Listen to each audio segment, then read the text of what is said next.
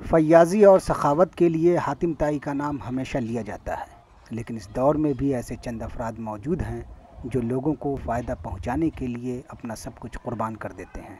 گجرات کے احمدآباد کا جوہا پورا علاقہ مسلمانوں کی آبادی کے لحاظ سے ایشیا کا سب سے بڑا علاقہ مانا جاتا ہے۔ یہاں مسلمانوں کی 10 لاکھ آبادی رہائش پذیر ہے۔ اس علاقے میں جہاں گھنی آبادی ہے، وہاں تدفین کے لیے سنکلت نگر میں صرف ایک چھوٹا سا قبرستان تھا، جس سے مسلمانوں کو کافی مشکلات کا سامنا کرنا پڑتا تھا۔ 10 لاکھ کی آبادی کے اندر ایک چھوٹا سا بالکل قبرستان تھا، جس کی ہمیں بہت تکلیف پڑتی تھی۔ جیسے کہ بارش کے اندر بھی قبر ڈھس جاتی تھی۔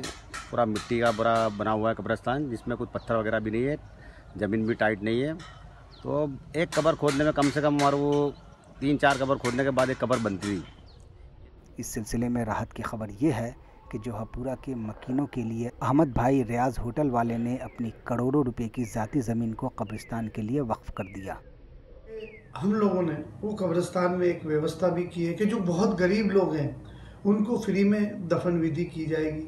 دفن ودھی سے مطلب یہ ہے کہ دفن ودھی تو فری میں ہوتی ہے، لیکن جو بھی کفن کا جو خرچہ ہوتا ہے، جو بھی پارٹیاں وغیرہ اس میں لگتا ہے، وہ بھی فری ہے۔